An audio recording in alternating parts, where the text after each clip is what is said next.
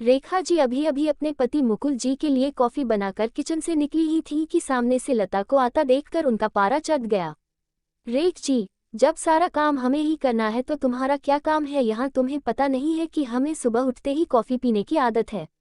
लता, मांझी में आ ही रही थी लेकिन रवि को जल्दी ऑफिस जाना था, उनके कपड़े प्रेस करने में टाइम लग गया। रेखा जी, बस हर बात में बहाना पहले ही तैयार रहता है। लता को शादी करके आए अभी केवल 4 महीने ही हुए थे। यहाँ आकर उसे ऐसा लगने लगा था जैसे किसी जेल में आ गई है।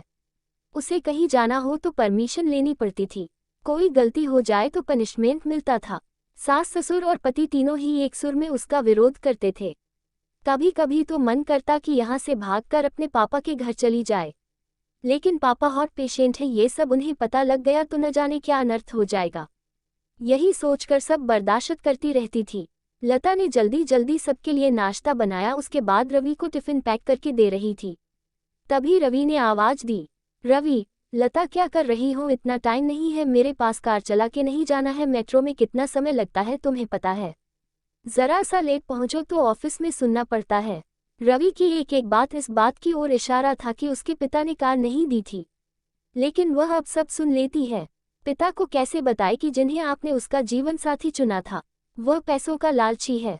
एक दिन शाम को रवि घर आया तो उसने अपने पापा से बात की, रवि, अब मुझसे नौकरी नहीं होती, वो आपके पुराने दोस्त शर्मा जी मोटर पार्ट बनाते हैं, मैं चाहता हूँ कि उसकी सप्लाई शुरू करूँ।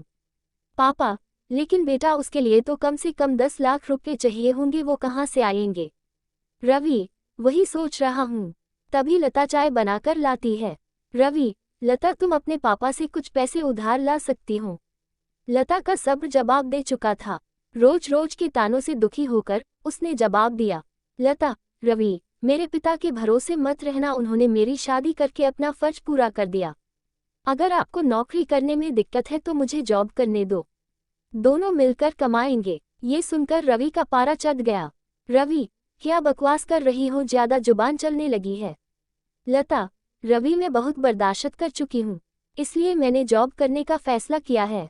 रवि, नहीं, हमारे घर में ये सब नहीं होता, तुम्हें जॉब करनी है तो अपने घर चली जाओ। लता, मुझे पता था आप यही कहेंगे, मैंने वकील से बात कर ली है, मैं जल्द ही तलाक ले लूंगी। ये सुनकर रवि और उसके पिता के हाथ पांव फूल गए। तभी रेखा जी वहां आ गईं। रेखा जी, देख लिया बहू को सिर पर चढ़ाने का नतीजा, निकाल दे इसको घर से बाहर। लता, ठीक है, मैं पुलिस को फोन कर देती हूँ, आप मेरा सारा सामान और दहेज वापस कर दीजिए, साथ ही हर महीने अपने पति की कमाई का आधा हिस्सा मैं कोर्ट से ले लूंगी, इस मकान में भी मेरा हिस्सा है, आधा मकान मेरे नाम कर दीजिए। रेखा जी, सुनो ये क्या कह रही है?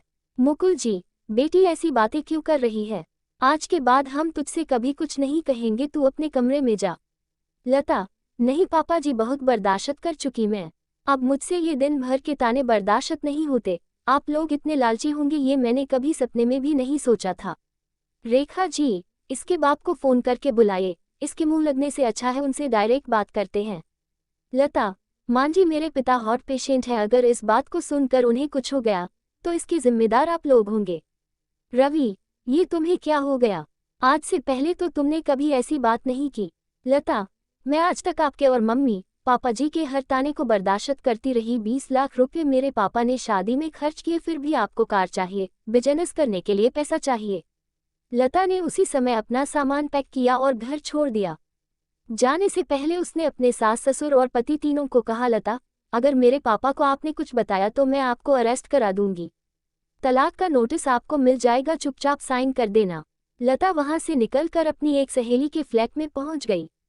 एक दिन पहले उसी ने उसे हक के साथ अपना आत्मसम्मान बचाने के लिए समझाया था। लता, कोमल, मैं आ तो गई हूँ, लेकिन अब आगे क्या होगा? कोमल, चिंता मत कर, मैंने बात कर ली है, मेरे ऑफिस में जगह खाली है, कल से तू जॉब करेगी और मेरे साथ रहेगी। 1 महीने तक जॉब करने के बाद लता एक दिन अपने घर जाती है और पिताजी को सारी बात बताती है। उसकी बात सुनकर उसके पिता कहते हैं, पिता, बेटा मुझे तूने क्यों नहीं बताया?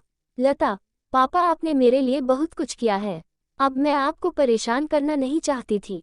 पिता, बेटी मैं इतना कमजोर नहीं हूँ, तू चिंता मत कर, घर आ जा। लता, नहीं पापा, मुझे कुछ समय दीजिए, अपने पैरों पर खड़ा होने दीजिए, अपनी एक पहचान बनाने दीजिए। कुछ ही महीने केस चलने के बाद रवि और लता का तलाक हो गया।